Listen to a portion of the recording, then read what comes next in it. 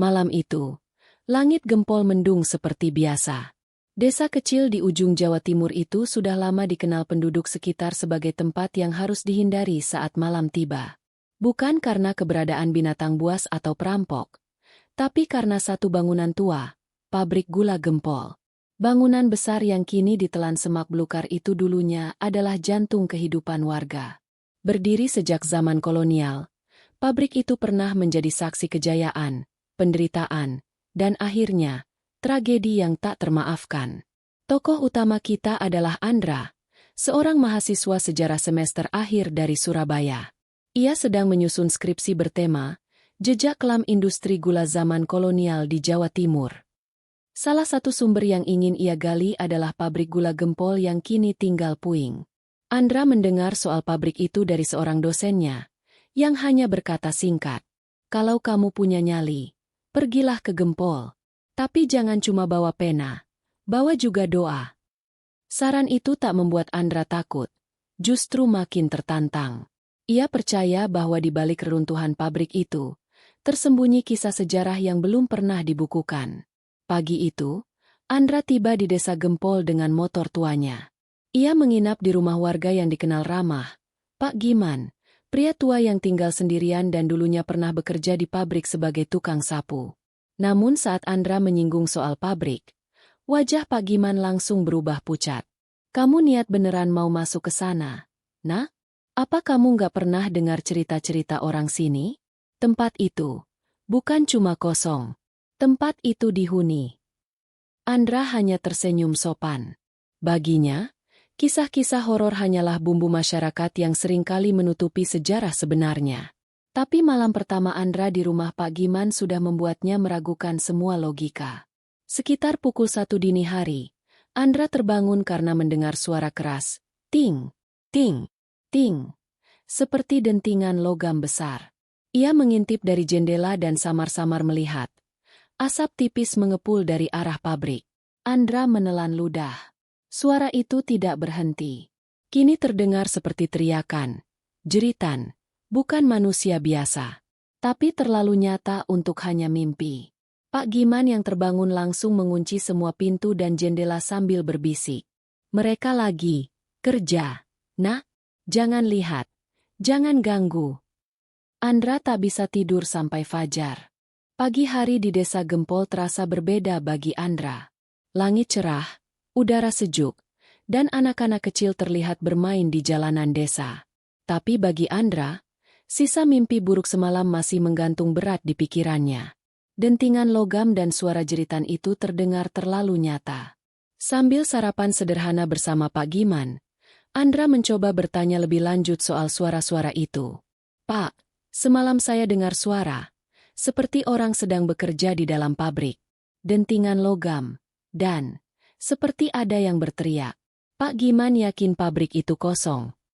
Pak Giman menatap Andra tajam. Untuk pertama kalinya, Andra melihat sorot ketakutan yang tak dibuat-buat dari pria tua itu. "Nak, pabrik itu mungkin sudah mati. Tapi yang pernah mati di dalam sana, belum pernah benar-benar pergi." Ia lalu mengisahkan cerita singkat tentang peristiwa kelam puluhan tahun lalu. Waktu itu, ada ratusan buruh yang bekerja di pabrik. Mereka dipaksa bekerja siang malam dengan upah tak layak. Satu hari, terjadi pemberontakan kecil karena upah tidak dibayar selama berbulan-bulan. Tapi puncaknya adalah peristiwa pembakaran yang tragis, saat sekelompok pekerja dikurung di dalam ruangan mesin, lalu dibakar hidup-hidup sebagai hukuman. Andra terdiam, bulu kuduknya berdiri. Cerita itu belum pernah ia temukan dalam buku sejarah manapun. Siang harinya, Andra memutuskan pergi ke area pabrik. Meski semak tinggi dan pagar karatan menjadi halangan, ia berhasil masuk dari celah belakang. Pabrik itu benar-benar seperti dunia yang terhenti. Rangka mesin-mesin tua, tangki berkarat, dan cerobong besar yang seolah masih menyimpan teriakan dari masa lalu. Di salah satu ruangan yang tertutup debu tebal, Andra menemukan sesuatu yang menarik, sebuah buku catatan lusuh, setengah hangus, tersembunyi di bawah tumpukan besi tua. Isinya penuh tulisan tangan, keluhan para pekerja, sketsa jadwal kerja, bahkan puisi pendek tentang Kehidupan di dalam neraka besi. Salah satu halamannya membuat Andra membeku. Mereka akan membakar kami malam ini. Kami dikurung, tanpa jalan keluar. Jika ada yang membaca ini, tolong bebaskan arwah kami. Saat Andra hendak keluar, tiba-tiba suara dentuman keras terdengar dari ruangan belakang. Ia berlari, mengira mungkin ada hewan atau orang lain. Tapi ruangan itu kosong. Hanya ada satu hal, bekas telapak tangan hitam seperti terbakar, membekas di dinding, masih panas saat disentuh. Andra berlari keluar, napas terengah, jantungnya berdegup liar. Malamnya, ia kembali ke rumah Pak Giman. Kali ini ia tidak bisa menyembunyikan apa yang ia alami. Pak, saya masuk ke dalam pabrik. Dan saya rasa mereka memang masih ada di sana. Pak Giman menggeleng. Nadanya berat. Saya sudah bilang, jangan ganggu yang sudah mati. Sekarang kamu sudah terikat. Nak, kamu sudah dipanggil mereka. Dan benar saja, tepat tengah malam, suara dentingan besi kembali terdengar. Tapi kali ini, di depan rumah Pak Giman. Dandra bangun perlahan dari tidurnya. Di luar jendela, terlihat bayangan sosok tinggi, tubuhnya hangus, matanya menyala merah, berdiri menatap ke arahnya. Andra terdiam mematung di balik jendela. Bayangan sosok itu berdiri tegak di depan rumah Pak Giman. Tubuhnya seperti terbakar, hangus, melepuh, dan menghitam. Tapi matanya menyala merah, bukan seperti manusia, melainkan seperti bara api yang menyala dalam gelap. Pak Giman segera menarik Andra menjauh dari jendela dan berbisik keras. Jangan lihat dia, jangan tunjukkan rasa takut. Andra masih gemetar, mengangguk. Tapi dalam hatinya, dia tahu, sosok itu tidak datang secara kebetulan. Ada pesan yang ingin disampaikan.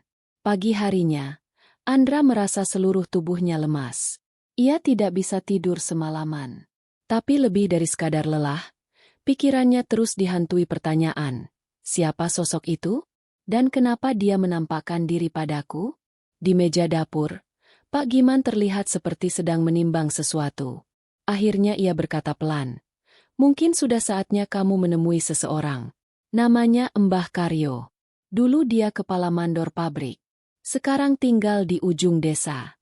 Tapi dia sudah tidak bicara dengan siapa-siapa sejak istrinya meninggal. Andra pun pergi ke rumah Mbah Karyo siang itu. Rumahnya sunyi, pekarangan dipenuhi rumput liar, dan pagar kayu tua tampak rapuh. Ia mengetuk pintu dengan ragu. Tak lama, seorang pria tua muncul. Matanya cekung, wajahnya tirus, dan kulitnya penuh keriput. Tapi tatapan matanya tajam seperti orang yang tahu terlalu banyak. Andra memperkenalkan diri dan menunjukkan buku catatan lusuh yang ia temukan di pabrik. Mbah Karyo terdiam lama. Lalu ia berkata, suara seraknya hampir tak terdengar. Akhirnya, salah satu dari mereka berhasil menyampaikan pesan. Andra kaget. Apa maksudnya, Mbah?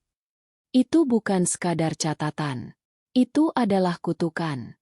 Siapapun yang membacanya, akan ikut membawa beban mereka. Mbah Karyo pun mulai menceritakan kejadian yang selama ini disembunyikan masyarakat. Pada tahun 1965, saat suasana politik memanas, para buruh pabrik mulai memberontak karena diperlakukan seperti budak. Tapi malam itu, terjadi insiden keji. Sekitar 25 buruh dikurung dalam ruang bakar mesin. Pihak manajemen, dengan persetujuan penguasa saat itu, memutuskan membakar mereka hidup-hidup, agar menjadi pelajaran bagi yang lain. Mereka dibakar bukan karena bersalah, tapi karena mereka terlalu keras bersuara. Sejak malam itu, suara-suara dentingan besi dan jeritan selalu terdengar setiap malam tanggal 15, hari di mana tragedi itu terjadi. Dan hari itu, besok malam, Andra merasa dadanya sesak. Ia tak hanya sedang menulis skripsi, ia sedang menggali kuburan sejarah yang penuh kutukan. Saat ia pamit pulang, Mbah Karyo berkata satu hal terakhir. Kalau kamu benar-benar ingin menolong mereka, kamu harus temukan ruang bakar itu. Dan kamu harus sampaikan doa pembebasan sebelum malam jatuh. Andra pulang dengan kepala penuh beban. Di tangannya, buku lusuh itu terasa lebih berat dari sebelumnya, seolah setiap lembar halamannya menyimpan jeritan jiwa yang tak pernah tenang. Dan malam itu, untuk pertama kalinya, Andra bermimpi masuk ke dalam ruang bakar itu. Ia melihat tubuh-tubuh yang hangus, tapi satu sosok berdiri di tengah ruangan, menatapnya, sosok yang sama yang muncul semalam. Buka pintu itu, dan bebaskan kami. Hari itu, tanggal 15. Langit tampak lebih gelap dari biasanya, meski masih siang. Awan hitam seperti menggantung rendah, menandai bahwa malam ini tidak akan biasa. Di rumah Pak Giman, suasana pun berubah lebih hening. Bahkan burung dan ayam pun enggan bersuara.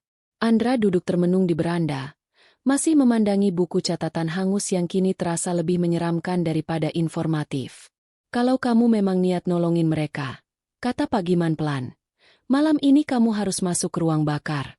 Tapi kamu harus hati-hati. Sekali kamu menginjakan kaki ke dalam, kamu akan masuk ke dunia mereka. Dunia yang tidak bisa kau pahami dengan logika manusia. Andra diam, tapi hatinya sudah bulat. Dia tak bisa mundur. Terlalu banyak pertanda. Terlalu banyak suara yang seolah memanggil dirinya secara khusus. Menjelang senja, Andra kembali ke pabrik. Kali ini dia membawa beberapa barang. Senter, catatan tua, sebotol air doa pemberian Mbah Karyo, dan, sesuai petunjuk, sehelai kain putih yang harus diikat di pergelangan tangan sebagai penanda bahwa kau datang sebagai sahabat. Saat memasuki pabrik, hawa dingin langsung menyergap. Tapi bukan dingin biasa, dingin yang menusuk hingga ke sumsum, seolah sedang memasuki dunia lain.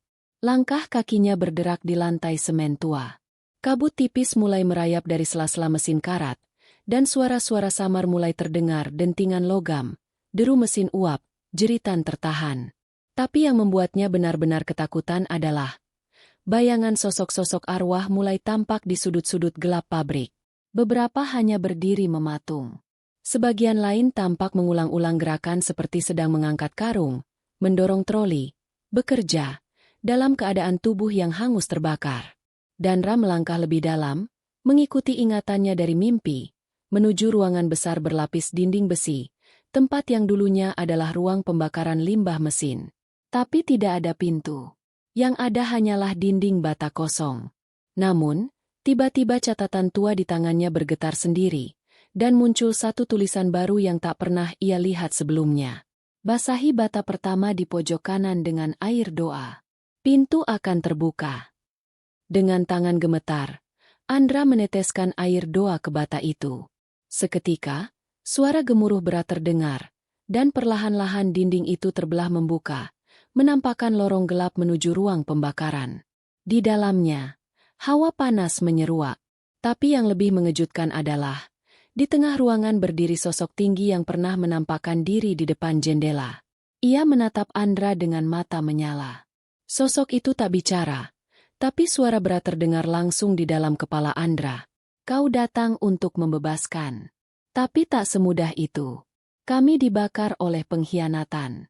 Dan kini, agar kami bebas, kau harus menemukan pengkhianat itu. Seketika, arwah-arwah lain muncul, mengelilingi ruangan. Mereka menunduk, memohon, wajahnya penuh luka dan duka. Salah satunya, sosok perempuan muda dengan wajah separuh hangus, mengulurkan tangannya pada Andra sambil berkata lirih. Namanya tertulis di akhir catatan. Dia yang mengunci kami di sini. Andra membuka halaman terakhir buku itu. Tapi huruf-hurufnya, berdarah dan memudar, tak bisa dibaca. Lalu terdengar suara keras. Braak! Pintu ruang bakar tertutup sendiri, dan seluruh ruangan bergetar. Arwah-arwah itu menjerit serempak, dan salah satu dari mereka, sosok lelaki besar dengan wajah penuh luka bakar, berlari ke arah Andra. Senter padam. Gelap. Andra terbangun di lantai ruang bakar. Kepalanya pening, tenggorokannya kering, dan suasana di sekitarnya sunyi. Tak ada lagi jeritan. Tak ada arwah. Hanya hawa pengap, sisa bara dan debu hitam pekat yang melapisi lantai. Namun, satu hal yang membuat dadanya makin sesak. Pintu keluar sudah tak ada. Dinding bata kini kembali utuh, seperti tak pernah terbuka sebelumnya. Di sudut ruangan, dia melihat benda aneh, sebuah boneka kain tua, hangus sebagian, dan terikat benang merah. Di dadanya, tertulis nama dengan tinta hitam pudar. Sri. Andra mengambilnya. Saat tangannya menyentuh boneka itu, mendadak dia terseret ke dalam kilasan masa lalu. Flashback 1934. Pabrik gula Gempol tampak ramai. Mesin berdentum. Asap mengepul dari cerobong tinggi. Para pekerja sibuk. Wajah-wajah penuh kelelahan. Tampak seorang perempuan muda, Sri, mengenakan pakaian lusuh, membawa anak kecil di gendongannya. Ia bukan pekerja, tapi istri dari salah satu kuli angkut bernama Karto. Sri mengantarkan makan siang untuk suaminya. Namun saat ia masuk ruang pemanas, tempat paling rawan, suaminya tak tampak. Yang ada hanyalah Mandor Brahma, lelaki bengis yang dikenal tak kenal ampun. "Mau apa kamu di sini, Sri?" tanya Brahma tajam. "Saya cuma mau ketemu Karto, Pak Mandor," jawabnya ketakutan. "Dia nggak kerja hari ini. Pulang sana." Namun saat Sri hendak pergi, Mandor Brahma mendadak mencengkeram lengannya. Wajahnya gelap. Ia menarik Sri ke sudut ruang. Anak dalam gendongan menangis keras. Kilasan itu menghilang dengan jeritan memekakan telinga. Andra tersentak kembali ke masa kini. Tubuhnya menggigil. Tiba-tiba dinding di hadapannya terbuka kembali. Tapi bukan pintu keluar. Yang terbuka justru lorong panjang menuju bawah tanah. Suara lirih terdengar. Entah dari mana. "Ikuti lorong itu, temukan kebenaran. Kami tak bisa tenang sebelum dia yang mengkhianati kami terungkap." Andra menyalakan senter cadangan dan menyusuri lorong sempit itu. Bau anyir dan gosong bercampur, membuatnya mual. Dinding lorong dipenuhi coretan, sebagian seperti goresan kuku. Ada pula simbol-simbol aneh, seolah merupakan ritual kuno. Di ujung lorong, Andra menemukan ruangan kecil berdinding batu, dengan tungku besar di tengah. Di atasnya, tergantung foto tua yang sudah hampir hangus. Ia membersihkannya perlahan. Itu foto Mandor Brahma. Berdiri di tengah pabrik, dikelilingi para pekerja. Namun, satu detail yang membuat Andra terpaku. Di belakang Brahma, tampak ada seseorang yang mengenakan jas resmi, seorang pejabat Belanda. Dan di tangannya, tergenggam lembaran surat bertuliskan, "Eksperimen berhasil. Langkah selanjutnya, penghilangan." Seketika, dinding kembali bergetar. Asap keluar dari tungku, membentuk wajah Sri dan para pekerja lainnya. "Kami tidak terbakar karena kecelakaan. Kami dikorbankan. Brahma dan Tuan Belanda itu, mereka mengunci kami di sini demi kekuasaan dan uang." Suara Sri berubah gemetar. "Tolong, Andra, temukan jasad kami. Beri kami pemakaman yang layak sebelum semuanya terlambat." Andra tersentak. Di bawah tungku, dia melihat sebuah celah yang mengarah ke ruangan lain. Sebuah ruang pemakaman massal rahasia. Andra memberanikan diri membuka celah di bawah tungku. Bau busuk yang menyengat langsung menyeruak. Dengan napas tertahan dan senter di tangan, ia turun perlahan ke dalam lubang sempit itu. Ruangan di bawah tanah itu luas, gelap, dan dindingnya penuh lumut. Tapi bukan itu yang membuat Andra tercekat, melainkan apa yang dilihatnya. Tumpukan tulang belulang manusia. Beberapa masih terikat rantai besi. Tengkorak-tengkorak berserakan. Sebagian menatap ke arah langit-langit dengan mulut menganga, seolah ingin berteriak namun tak pernah didengar. Di tengah ruangan, terdapat sebuah altar batu dengan darah kering menodai permukaannya. Andra mendekat. Ada bekas paku besi tua dan sisa lilin hitam. Tepat di altar itu, terpahat simbol aneh. Lingkaran dengan segitiga di dalamnya, dikelilingi huruf kuno yang sulit dibaca. Tiba-tiba, suara perempuan berbisik terdengar lagi. Kali ini dekat sekali di telinganya. "Inilah tempat kami dikorbankan, demi kekayaan mereka. Tapi darah kami belum lunas, belum tenang." Andra menoleh cepat. Tak ada siapa-siapa. Namun kemudian, cahaya senternya menyinari dinding sebelah kanan, dan ia melihat sesuatu yang lebih mengejutkan. Sebuah ukiran nama. Banyak sekali.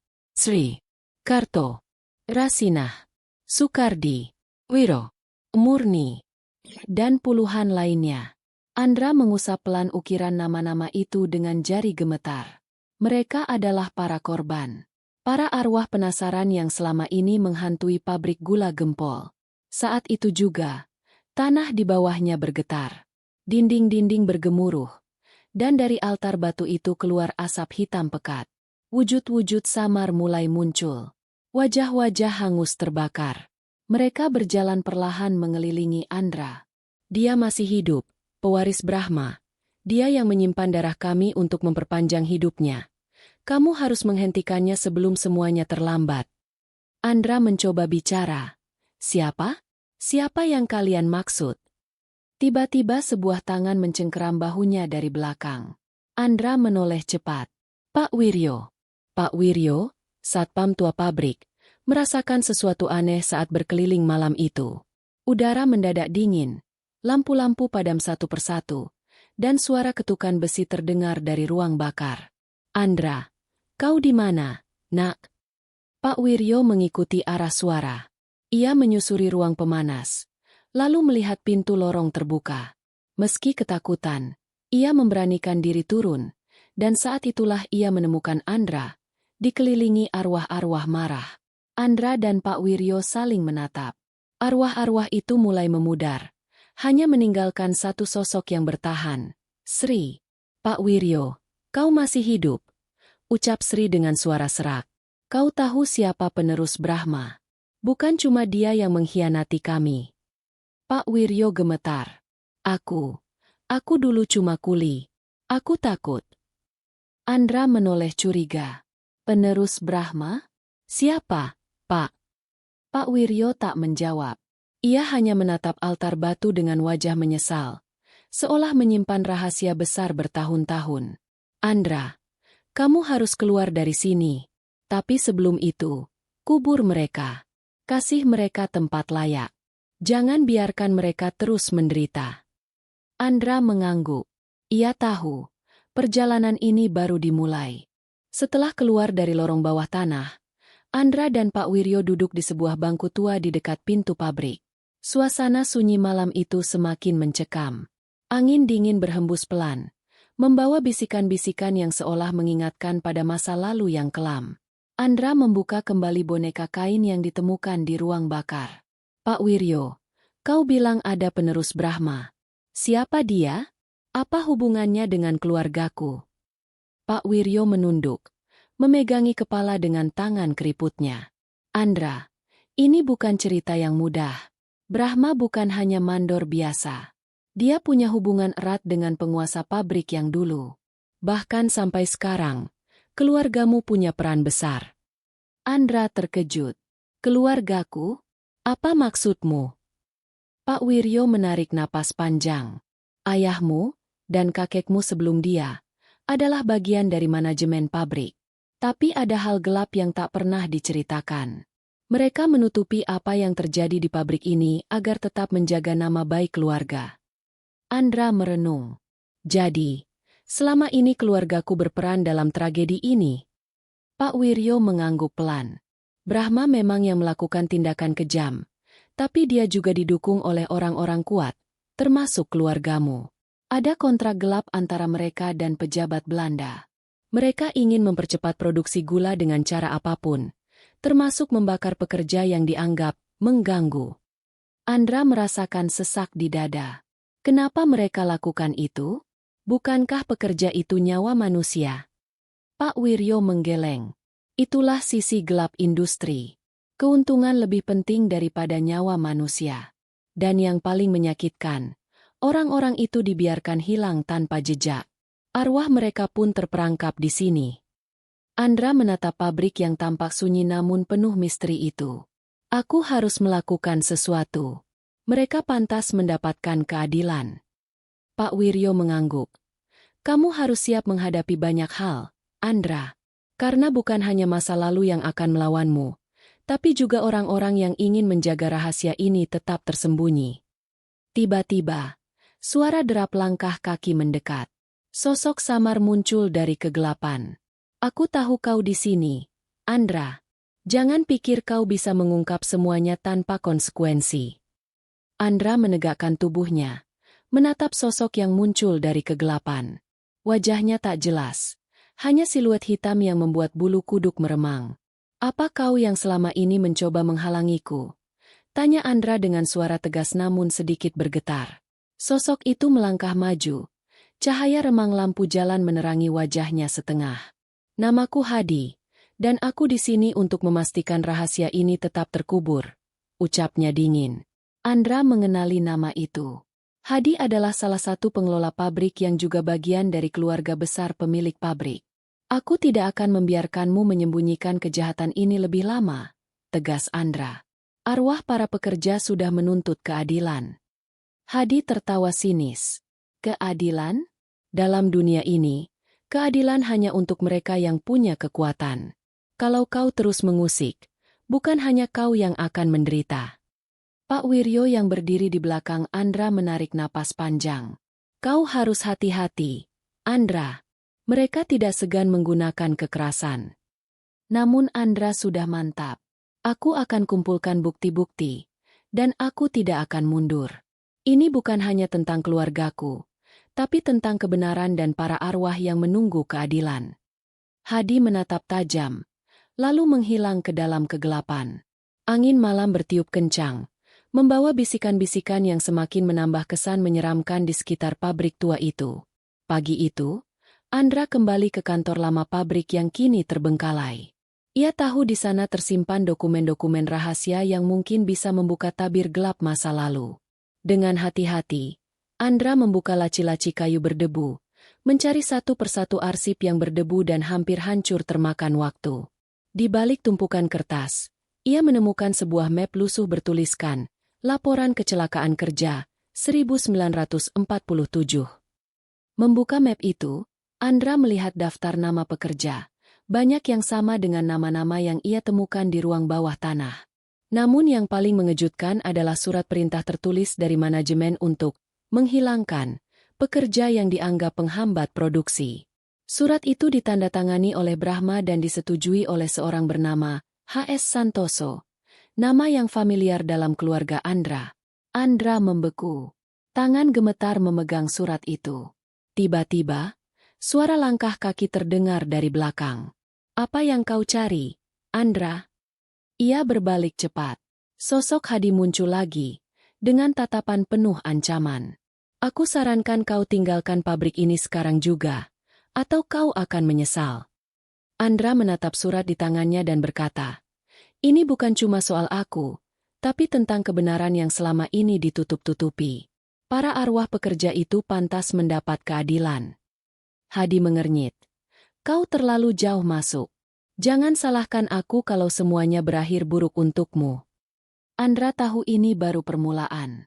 Dengan bukti di tangan, ia harus berani menghadapi segala risiko. Setelah pertemuan menegangkan dengan Hadi, Andra memutuskan untuk tidak menyerah. Ia tahu semakin dalam menggali, semakin besar risiko yang harus dihadapi. Dengan membawa map berisi bukti-bukti rahasia, Andra menemui seorang sahabat lama yang kini menjadi jurnalis investigasi, Rina. Rina membuka map itu perlahan. Matanya membesar saat membaca surat perintah dan daftar nama pekerja yang menjadi korban. Ini luar biasa, Andra. Tapi kau harus hati-hati. Jika orang-orang yang berkuasa tahu kita punya bukti ini, mereka bisa melakukan apa saja untuk menghentikan kita, kata Rina serius. Andra mengangguk. Aku ingin cerita ini terungkap ke publik. Mereka harus tahu apa yang sebenarnya terjadi di pabrik gula ini. Rina kemudian menawarkan bantuan. Aku akan membantu menyiapkan laporan investigasi. Kita butuh saksi hidup dan bukti lain untuk memperkuat kasus ini. Malam harinya, Andra kembali ke pabrik dengan tujuan mencari saksi yang mungkin masih hidup atau saksi kunci yang selama ini terabaikan. Tiba-tiba, bayangan hitam melintas di sudut mata Andra. Ia berbalik, namun yang terlihat hanya kegelapan dan suara gemerisik daun yang bergesekan. Seketika, rasa dingin merayap di kulitnya, seperti ada yang mengawasi dari balik bayang-bayang. Andra menggigil, Menyadari bahwa ancaman nyata bukan hanya dari manusia, tapi juga dari arwah yang masih menghuni pabrik itu. Di dalam kegelapan pabrik tua, Andra berdiri terpaku. Suara gemerisik berubah menjadi bisikan lirih yang tak bisa ia mengerti, namun penuh kesedihan dan amarah. Tiba-tiba, sesosok bayangan putih muncul di depan Andra. Wajahnya pucat, mata penuh kepedihan, dan tubuhnya tampak seperti terbakar namun tetap berdiri. "Bantu kami." Suara itu terngiang lirih, hampir seperti terengah-engah. Andra terpaku, tapi hatinya tergerak. "Siapa kalian? Apa yang bisa aku lakukan?" tanyanya pelan. Bayangan itu mengangkat tangan ke arah ruang bawah tanah yang dulu ia kunjungi. "Kebenaran harus terungkap. Jangan biarkan kami terus menderita dalam gelap." Pak Wiryo yang tiba-tiba muncul di belakang Andra berbisik. "Itulah roh-roh pekerja yang terbakar hidup-hidup. Mereka menunggu keadilan. Kau satu-satunya yang bisa membantu mereka." Andra menatap map di tangannya. "Aku akan berjuang sampai akhir." Tiba-tiba suara gaduh terdengar dari luar pabrik. Suara langkah banyak orang dan sorot lampu senter mendekat. Hadi dan orang-orangnya datang. "Mereka tidak ingin kau melanjutkan ini," kata Pak Wiryo dengan wajah cemas.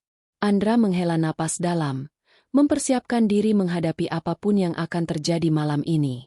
Malam itu, suasana pabrik gula Gempol berubah menjadi medan pertempuran. Andra bersama Pak Wiryo bersembunyi di balik tumpukan kayu tua, sementara suara langkah dan bisikan ancaman semakin dekat. Kelompok Hadi membawa senter dan alat-alat kasar, siap untuk mengusir atau bahkan melukai siapa saja yang menghalangi. "Ini kali terakhir kami beri peringatan. Pergilah atau kami akan pakai cara paksa," teriak Hadi dengan nada mengancam. Andra merasakan jantungnya berdebar kencang. Namun, ia tahu inilah saatnya untuk berdiri teguh. "Tunggu. Kalau kalian takut menghadapi kebenaran, itu hanya menunjukkan siapa yang bersalah," teriak Andra membalas. Suaranya kuat dan penuh tekad. Tiba-tiba, cahaya senter dari kelompok Hadi menyapu ke arah sosok bayangan putih yang mulai muncul di sekitar mereka. Arwah-arwah para pekerja yang selama ini terperangkap mulai memenuhi ruang pabrik, menampakkan diri dalam bentuk cahaya samar dan suara jeritan yang memilukan. Kelompok Hadi terpaku, ketakutan melihat fenomena gaib itu. "Lepaskan kami. Kami bukan monster. Kami hanya ingin keadilan." Suara-suara roh itu bergema di seluruh ruangan. Dalam kekacauan itu, Andra dengan cepat mengeluarkan ponsel dan merekam peristiwa luar biasa ini. Pak Wiryo pun memanggil warga desa yang selama ini percaya dengan kisah tragis pabrik gula, dan mereka datang membawa obor dan doa-doa. Malam itu, kebenaran mulai terlihat jelas, bukan hanya di dunia manusia tapi juga dunia arwah. Kisah malam itu menyebar dengan cepat ke seluruh desa dan bahkan sampai ke kota terdekat. Rekaman video Andra menjadi bukti nyata adanya peristiwa gaib dan kejahatan yang selama ini ditutupi. Rina, jurnalis investigasi yang mendukung Andra, mulai menulis laporan mendalam berdasarkan bukti yang mereka kumpulkan. Laporan itu memuat fakta-fakta tentang kebakaran tragis yang sengaja ditutupi dan penganiayaan pekerja oleh manajemen pabrik.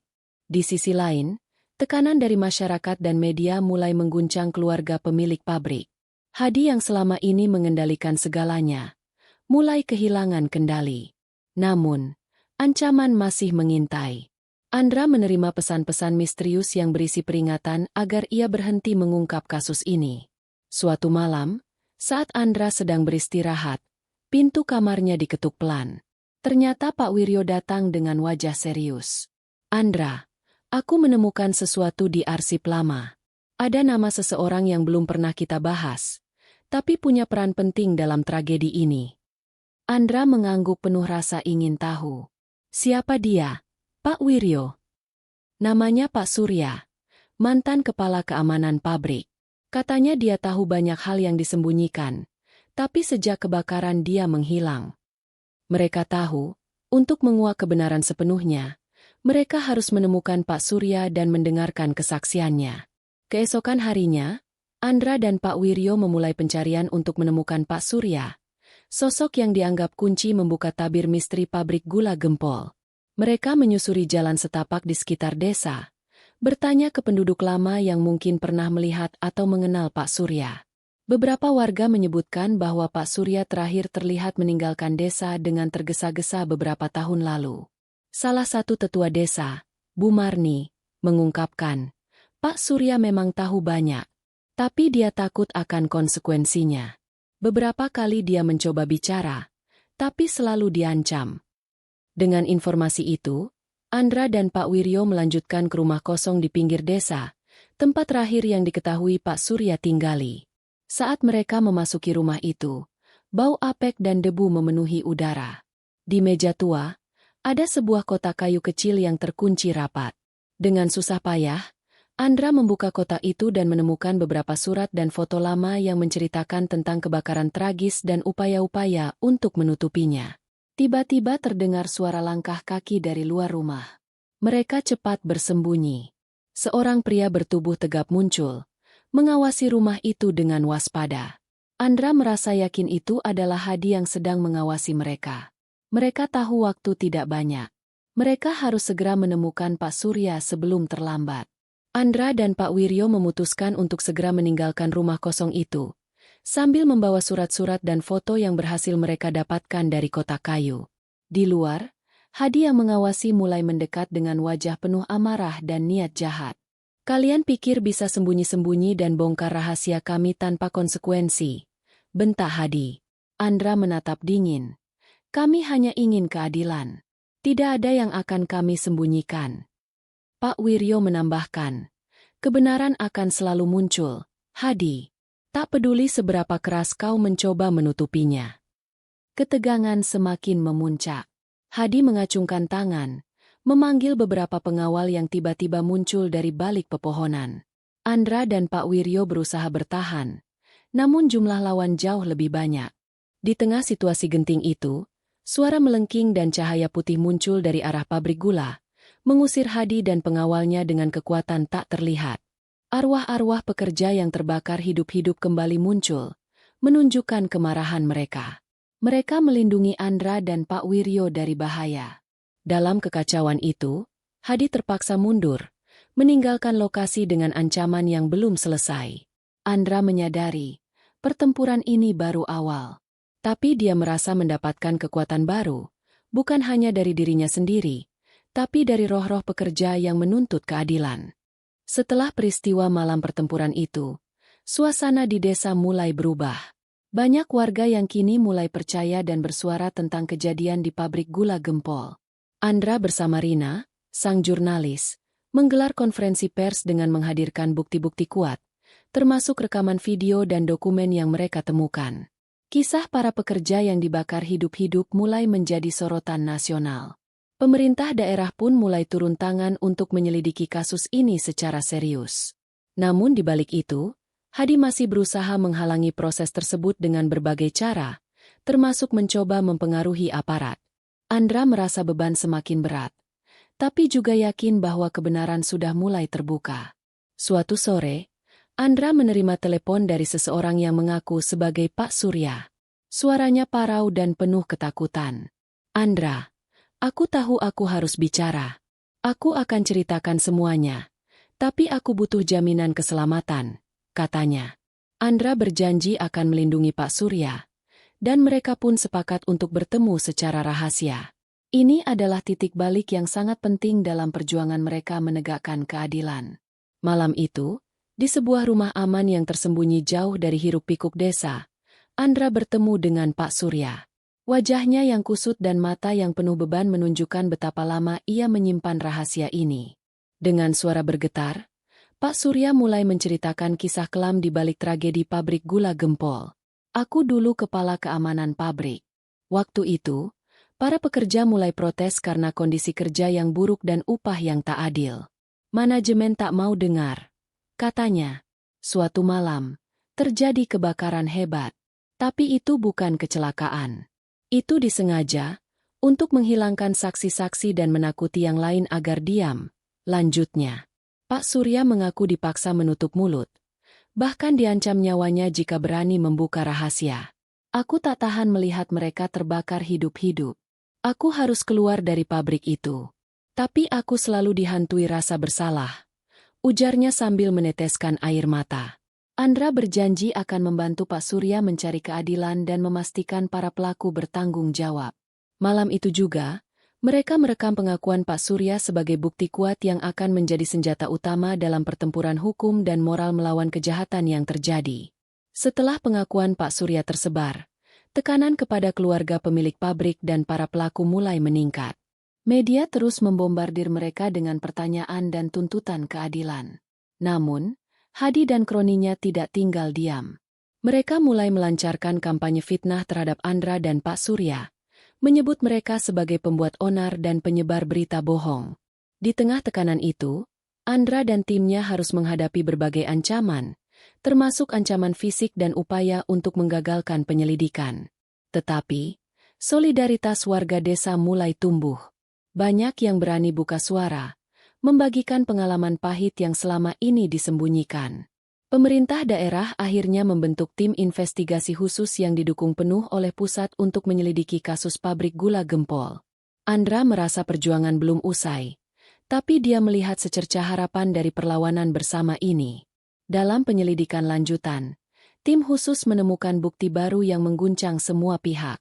Dokumen rahasia yang disembunyikan di ruang arsip pabrik berhasil diamankan, memperlihatkan adanya keterlibatan pejabat tinggi desa yang selama ini melindungi Hadi dan para pelaku. Andra bersama Pak Wiryo dan Rina menyiapkan laporan lengkap untuk diserahkan kepada aparat penegak hukum. Namun, pengungkapan ini membuat situasi semakin panas. Para pelaku dan kroni mereka semakin terpojok, tetapi juga semakin berbahaya. Sementara itu, arwah para pekerja yang dibakar hidup-hidup mulai memberikan tanda-tanda kehadiran mereka secara semakin nyata, memperingatkan agar keadilan segera ditegakkan. Warga desa pun semakin berani melawan ketakutan lama mereka, bersatu menuntut kebenaran. Andra sadar, meski jalan masih panjang dan penuh risiko, cahaya keadilan mulai menembus kegelapan. Penyelidikan resmi sudah berjalan, namun tekanan dari pihak berkuasa mulai terasa semakin kuat. Beberapa pejabat yang terlibat mencoba mengintervensi proses hukum dengan cara licik. Andra dan tim mendapat ancaman keras untuk menghentikan penyelidikan. Bahkan, beberapa saksi mulai mundur karena takut akan keselamatan mereka. Namun, semangat Andra tidak padam. Ia terus menguatkan warga desa, menggalang solidaritas untuk melawan intimidasi. Dalam sebuah rapat bersama warga, Andra berkata, "Kita tidak boleh takut. Kebenaran harus menang, bukan karena kita kuat, tapi karena keadilan itu hak setiap manusia." Malamnya, di pabrik gula yang kini sudah lama ditinggalkan, arwah para pekerja muncul lebih jelas, seolah memberi kekuatan dan pengingat bahwa perjuangan ini bukan hanya untuk mereka yang hidup, tapi juga untuk mereka yang telah tiada. Saat situasi semakin memanas, muncul sosok yang tidak diduga sebelumnya. Pak Harun, mantan karyawan senior pabrik gula yang telah lama pensiun. Ia datang membawa dokumen dan kesaksian yang bisa membuka tabir lebih dalam tentang kasus pembakaran itu. Pak Harun menceritakan bagaimana ia pernah berusaha menentang praktik kejam di pabrik tersebut, namun dipinggirkan dan diancam agar tetap diam. "Saya tidak ingin kejadian tragis itu terulang terus," ujarnya tegas di hadapan warga dan Andra. Dengan tambahan bukti baru dari Pak Harun, posisi Andra semakin kuat dalam menghadapi tekanan dari para pelaku dan kroninya. Warga desa pun semakin berani turun tangan, berani melawan ketakutan lama, dan mulai menuntut perubahan nyata. Arwah para pekerja yang terbakar hidup-hidup kembali muncul di pabrik, namun kali ini mereka seolah menunjukkan kedamaian yang mulai menyelimuti. Hari yang dinanti tiba. Pengadilan kasus tragedi pabrik gula Gempol resmi dimulai. Andra, Pak Wiryo, dan para saksi bersiap memberikan kesaksian yang akan menentukan nasib para pelaku. Ruang sidang dipenuhi oleh warga desa, media, dan pihak berwajib. Suasana tegang namun penuh harapan menyelimuti setiap sudut. Hadi dan kroninya berusaha membela diri dengan berbagai dalih, namun bukti-bukti kuat dan kesaksian saksi membuat posisi mereka semakin sulit. Hakim akhirnya memutuskan untuk menunda sidang selama beberapa hari untuk memeriksa lebih dalam bukti dan kesaksian. Di luar pengadilan, warga desa berkumpul, menunggu hasil dengan cemas namun optimis. Andra merasa perjuangan panjang mereka hampir mencapai puncak. Dia tahu, apapun hasilnya, Kebenaran sudah terbuka untuk semua. Akhirnya, setelah proses panjang dan penuh liku, pengadilan menjatuhkan vonis yang adil. Hadi dan para pelaku utama dijatuhi hukuman penjara berat atas tindak kejahatan pembakaran yang menewaskan para pekerja. Warga desa bersorak lega, merasakan keadilan telah ditegakkan untuk para korban. Andra dan Rina menulis laporan akhir yang mengungkap keseluruhan kasus kepada publik, memastikan tragedi ini tidak akan terlupakan.